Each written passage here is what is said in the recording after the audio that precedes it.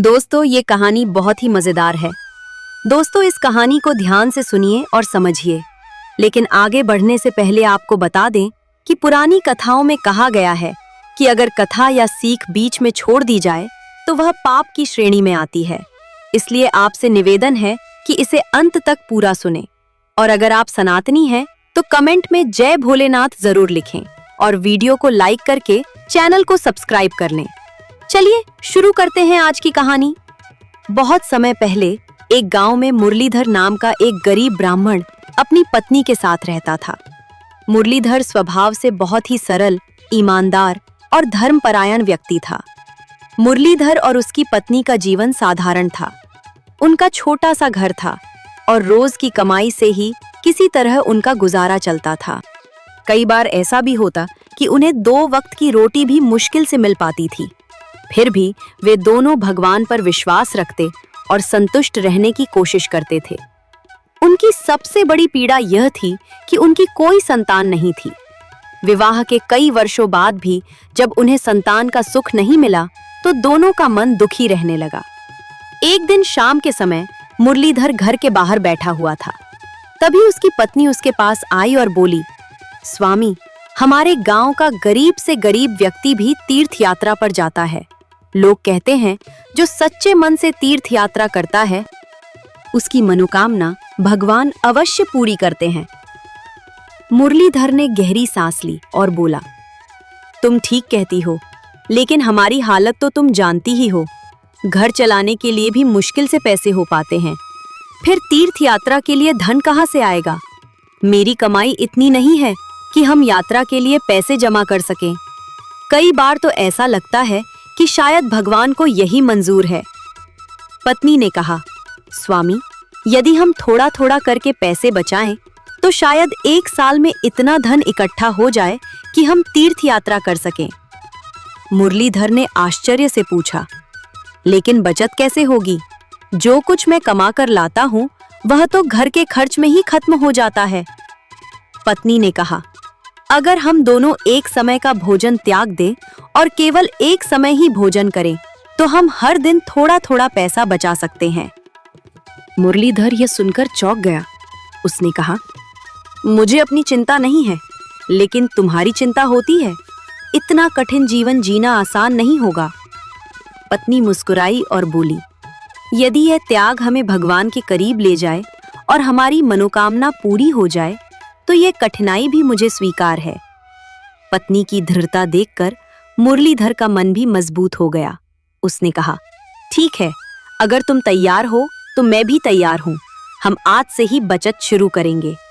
उस दिन से दोनों ने एक बड़ा त्याग कर दिया। वे केवल एक समय भोजन करने लगे और हर दिन थोड़ा थोड़ा पैसा बचाने लगे। मुरलीधर जो भी कमा कर लाता उसकी पत्नी उसमें से कुछ पैसे अलग रख देती। उन्होंने एक गुल्लक रख ली थी। हर दिन बचाए गए पैसे उसमें डाल दिए जाते। धीरे धीरे वो गुल्लक भरने लगी। 1 महीने बाद जब गुल्लक खोली गई तो उसमें पूरे 10 रुपया निकाले। मुरलीधर और उसकी पत्नी के लिए यह बहुत खुशी की बात थी। पत्नी ने कहा, इन पैसों को घर में रखना ठीक नहीं होगा।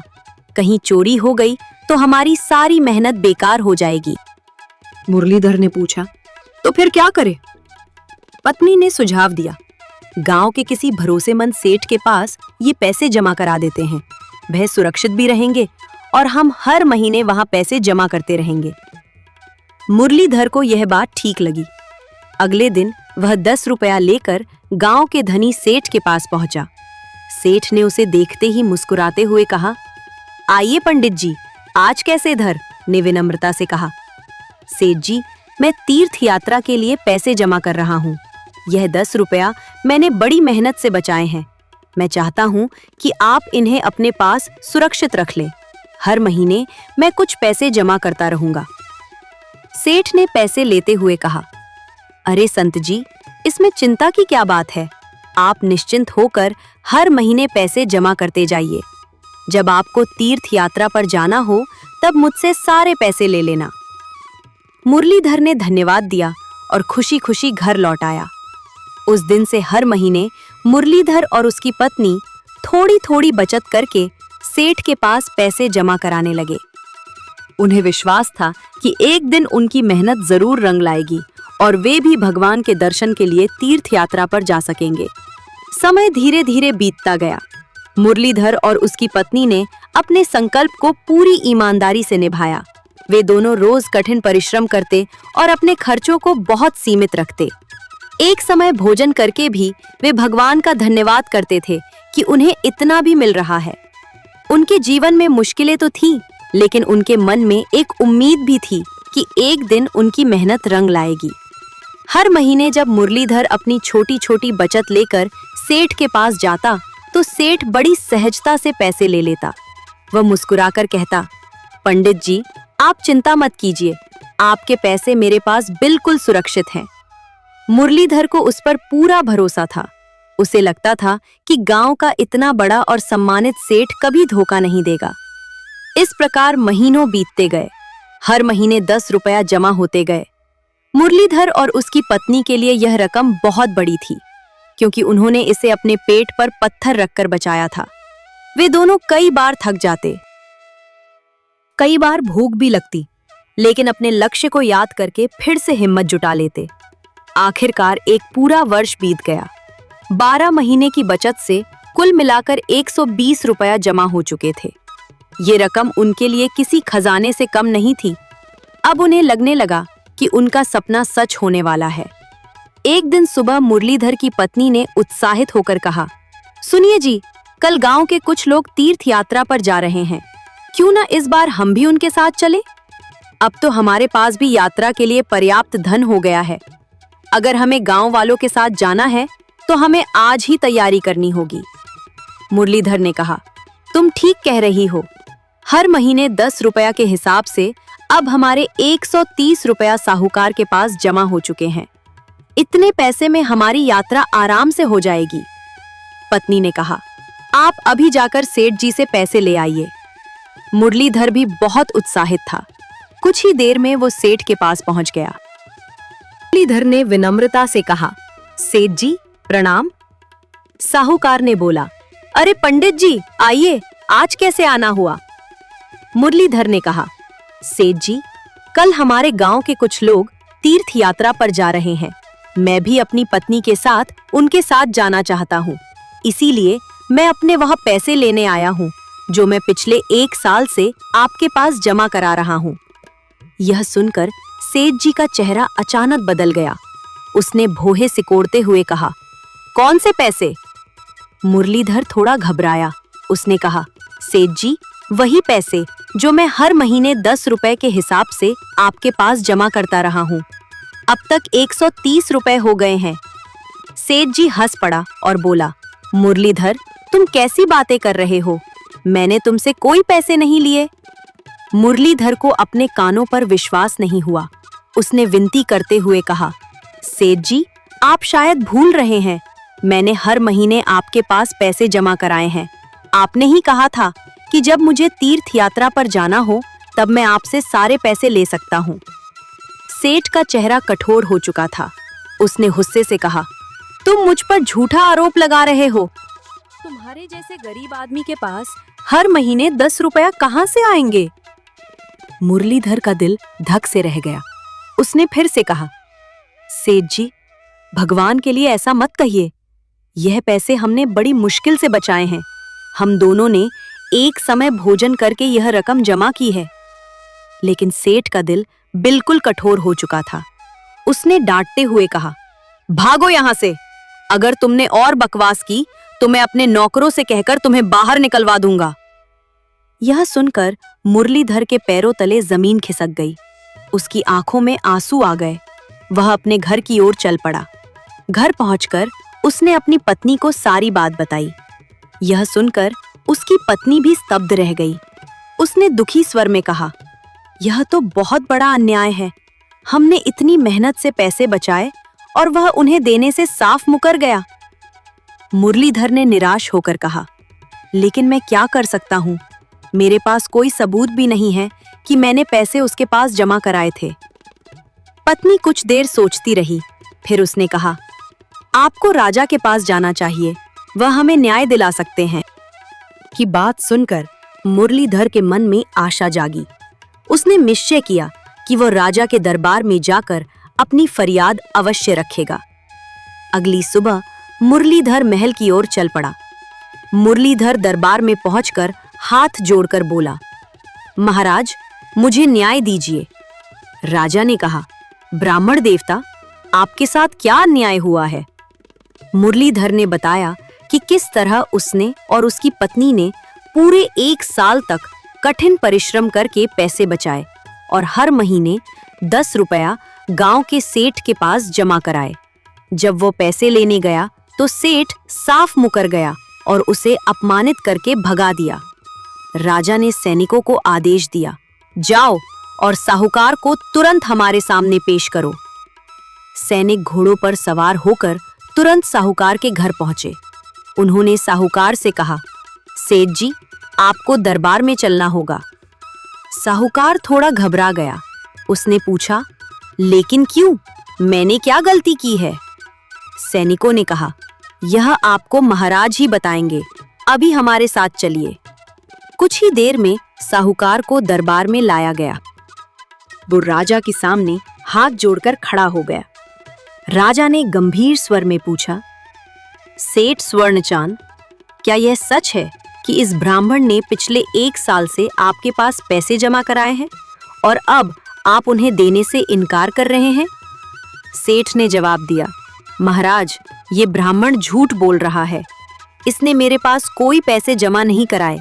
आज सुबह ये मेरे घर आया था और मुझसे तीर्थ यात्रा के लिए कर्ज मांग रहा था। जब मैंने इसे कर्ज देने से मना कर दिया तो ये मुझ पर झूठा आरोप लगाने लगा। दरबार में बैठे सभी लोग ध्यान से दोनों की बातें सुन रहे थे।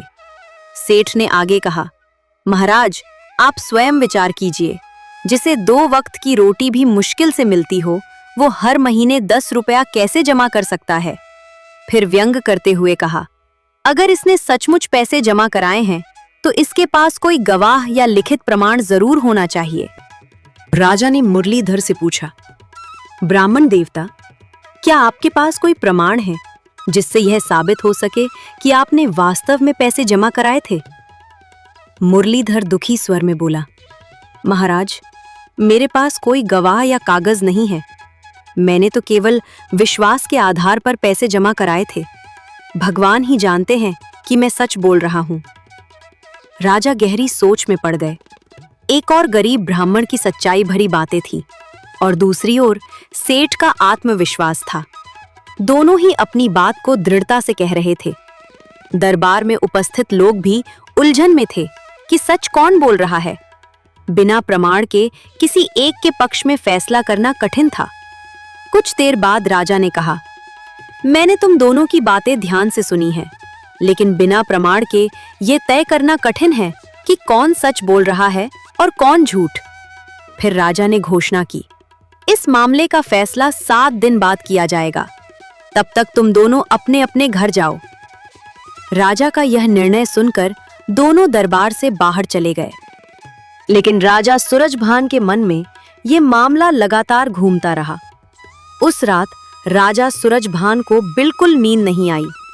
वो महल में इधर उधर टहलते हुए यही सोचते रहे कि आखिर सच का पता कैसे लगाया जाए। उन्हें चिंता थी कि कहीं वो किसी निर्दोष के साथ अन्याय न कर बैठे। राजा सूरजभान का एक बेटा था जिसकी उम्र लगभग 13 वर्ष थी। वो बहुत बुद्धिमान और जिज्ञासु स्वभाव का था। उस रात उसने देखा कि उसके पिता बहुत परेशान दिखाई दे रहे हैं। वो अपने पिता के पास आया और बोला, पिताजी, आप इतने चिंतित क्यों हैं? राजा ने पहले तो उसे टालने की कोशिश की, लेकिन जब राजकुमार ने जिद की तो उन्होंने पूरी कहानी उसे बता दी। राजकुमार ने ध्यान से सारी बात सुनी और कुछ क्षण सोचने के बाद मुस्कुराते हुए बोला, पिताजी, आप इतनी छोटी सी बात के लिए इतने चिंतित हैं? राजा ने आश्चर्य से पूछा, क्या तुम्हारे पास इस समस्या का कोई समाधान है? राजकुमार ने कहा, हाँ पिताजी, मुझे लगता है कि मैं सच्चाई का पता लगा सकता हूँ। आप निश्चिंत होकर सो जाइए। कल दरबार में मैं ही इस मामले का फैसला करूंगा। सूरजभान को अपने बेटे की बात सुनकर आश्चर्य भी हुआ और खुशी भी। उन्हें विश्वास था कि उनका बेटा बहुत बुद्धिमान है। अगले दिन दरबार लगा। सभी दरबारी और प्रजा के लोग वहां इकट्ठा हुए। जब उन्होंने देखा कि दरबार का संचालन स्वयं राजा की जगह छोटा राजकुमार कर रहा है, तो सभी आश्चर्यचकित रह गए। मुरलीधर और साहूकार भी दरबार में उपस्थित थे। दोनों की नजरें राजकुमार की ओर लगी हुई थीं। राजकुमार ने शांत स्वर में कहा, मैंने आप दोनों का पूरा मामला सुन लिया है। अब मैं सच्चाई का पता लगाने के लिए एक उपाय करना चाहता हूँ, लेकिन इसके लिए आप दोनों को मेरी एक शर्त माननी होगी। दोनों ने कहा, राजकुमार, हम आपकी हर बात मानने के लिए तैयार हैं। राजकुमार ने कहा, तो सुनिए, आप दोनों अपनी अपनी पत्नियों के साथ स्वर्ण मंदिर जाएं। महाभगवान के सामने कसम खाकर अपनी अपनी बात को सच कहें। फिर उसने आगे कहा, उसके बाद मंदिर के बाहर रखे 2 घड़ों में से एक एक घड़ा उठाकर दरबार में लेकर आए। तब मैं तय करूंगा कि आप दोनों में से कौन सच्चा है और कौन झूठा। दरबार में बैठे लोग राजकुमार की योजना को सुनकर आश्चर्य में पड़ गए। सभी उत्सुकता से यह देखने लगे कि आगे क्या होगा। फिर राजकुमार ने दोनों को सावधान करते हुए कहा, ध्यान रहे, मंदिर से जो घड़े आप उठाकर लाएंगे उनके मुंह बंद होंगे। रास्ते में आप में से कोई भी उन घड़ों को खोलने की कोशिश नहीं करेगा। यदि किसी ने ऐसा किया तो उसे कठोर दंड दिया जाएगा। हमारे सैनिक गुप्त रूप से इस बात की निगरानी करेंगे।